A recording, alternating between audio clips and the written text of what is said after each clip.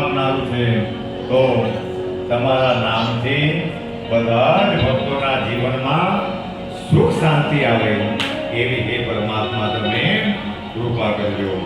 તો આપણે બાબા જેમ શિરડીની અંદર નામ સપ્તાહ કરાવેલા, પણ આપણે પણ પત્રિકામાં ભગવાનના 108 નામ કરવાનો સંકલ્પ કરેલો હતો. ગણપતિને તો પ્રાર્થના કરેલી જ છે, પણ ખાલી 5 મિનિટમાં એ 108 નામ પરિપૂર્ણ થઈ જાય. પણ નામનો મહિમા છે. જેમણે જેમણે ભગવાનનું નામ સ્મરણ કર્યું છે, જો આપણા પંચલાવી સાંઈધામની અંદર બધા પહેલા વ્યવસ્થિત રીતે બેસી જાઓ. કોઈ પણ બધા શાંત ચિત્તે બેસજો. બધાનું ધ્યાન ભટકે નહીં એનું આપણે બધાએ ધ્યાન રાખવાનું છે. ભગવાનનું નામ બધા બેસી જાઓ. નવીનભાઈ બધા ઉભેલા રહે એટલે કાળને પણ સમાવી દેવાની શક્તિ ભગવાનના નામમાં સમાયેલી છે. પણ આપણે બધા સંશય આત્મા છે એટલે એનો વિનાશ કરવાવાળા, આપણો પોતાનો વિનાશ આપણે જ કરવાવાળા છે. એટલે જ્યારે કંઈ અમૃત ધારા વહેતી હોય તો ત્યારે બધાએ મન તન ને શાંત રાખવાના. તો આ વસ્તુ સહજ રીતે આપણી અંદર ઉતરી આવતી હોય. એટલે ભગવાન સાંજે અમારા સાહેબે બહુ સરસ વાત કરી. સુભાષ ગુરુજીએ એક દિવસે અમે અહીંયા બાબાના ચરણમાં ભેગા થઈ ગયા. તો ભગવાનના નામનો અર્થ કેટલા એના અર્થ સરસ છે. તો એ સુભાષ ગુરુજીએ વંશવર્ધનાય નમઃ અને પ્રીતિવર્ધનાય નામ પર આજે અમે બધા જામણપાડાની અંદર જ્યાં માવલી માતાનું સ્થાનક છે ત્યાં બધા હતા. રાત્રે 1:30 વાગે આવ્યા. પણ એ ત્યાંની ઉર્જાઓ જે છે ભગવાનના નામની ઉર્જાઓ માણસો સાથે રહી. એટલે મોડા ઉઠા અને વહેલા ઉઠા તો પણ એ તનની અંદર હંમેશા આનંદ રહે. પણ જેને આના પ્રત્યે રુચિ નહીં મળે, જેને ભગવાનના નામને પ્રત્યે અને ભગવાનના કામ પ્રત્યે રુચિ નહીં મળે, તેને થાક લાગી જાય, તેને કંટાળો આવી જાય. પણ ભગવાનના નામના સાંઈ બાબાએ એમ કહ્યું કે તમને બીજું કંઈ નહીં થાય, ખાલી આનું સ્મરણ કર્યા કરજો. તમારે દુનિયાએ નહીં જવું પડે. દુનિયાની તમામ ચીજો, દુનિયાની સુખ સંપત્તિ તમારા ચરણમાં જ આવી આવે. પણ આપણે બધા કંટાળો આવવા. એટલે આ સ્થિતિ આનું ફળ આપણને પ્રાપ્ત નહીં થાય, કારણ કે આપણને કંટાળો આવી જાય. એટલે જેવો ભાવ રાખીને આ કામ કરીએ તેવું ફળ આપણને પ્રાપ્ત થતું હોય. એટલે આપણને કંટાળો આવે એટલે ફળ પણ કંટાળાજનક. એટલે જીવનમાં આપણને જે રસ લેવો જોઈએ એ આપણને નહીં રહે. એટલે તમામ પ્રેમાનંદ જેવા સંતોએ પણ ભગવાનના નામ પર ખૂબ ભાર આપ્યો. અને એ નિત્ય અહીંયા થાય પણ ઘરની માયા છોડીને બહાર નીકળવું પડે.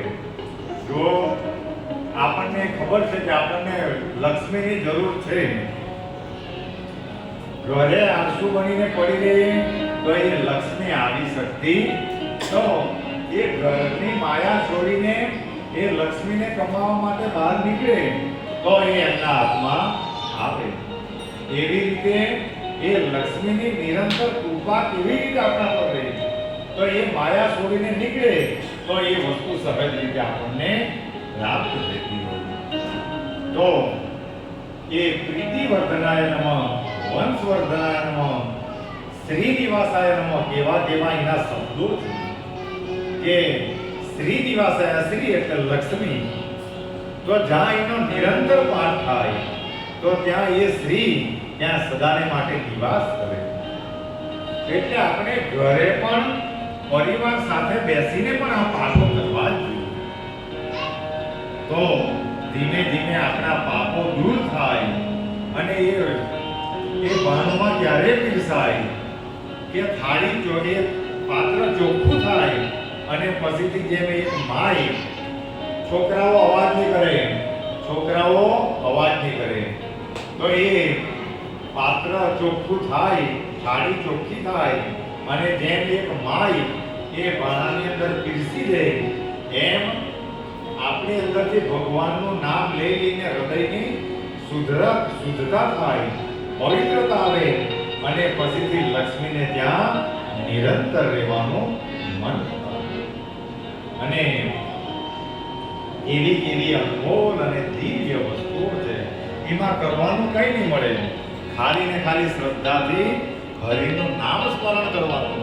પણ એ પણ જો આપણાથી નહીં બની શકે તો કાં પછી આપણું જીવન એડે જાય. એટલે સાંઈ બાબાએ એમના મોટા ચરિત્રમાં એમ કહ્યું કે જ્યારે જ્યારે સમય મળે તે ચાહે તમે પ્રવાસમાં પણ આનું નામ લઈ શકે, હુતા હુતા પણ લઈ શકે, ચાલતા ચાલતા પણ લઈ શકે, અને આમ બેસીને પણ લઈ શકે. એ તો આપણે કરી શકીએ.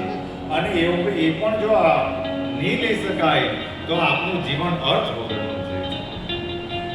આ દિવ્ય અને પવિત્ર વસ્તુ છે. તો પહેલા એનો આપણે પાઠ આજે 2 વાગે તેની પણ બધા ભક્તો ચિંતા ન કરતા, પણ તમે મૂળ વસ્તુને જાણે નહીં, આવીને પ્રસાદ તો અહીંયા આના કરતા 10 ગણા માણસ હોય તો પણ આપણા બધા સેવકો એટલા તત્પર છે કે અહીંથી કોઈને ભૂખા નહીં જવા દે. પણ ભક્તો આ છોડીને પણ દોટ 2 બાજુ મૂકે તો સદગુરુ રાજી નહીં રહે.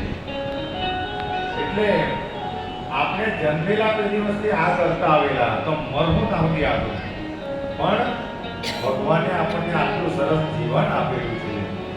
જો આવી રીતે છૂટી જશે તો આપનો હમણાં તો ખ્યાલ નહીં આવે, પણ જ્યારે આપણી ઉંમર થશે, શરીર ખાટલામાં પડે, ત્યારે આ વસ્તુ આપણે કરવા નથી, પણ ત્યારે એ વસ્તુ થઈ શકતી નથી.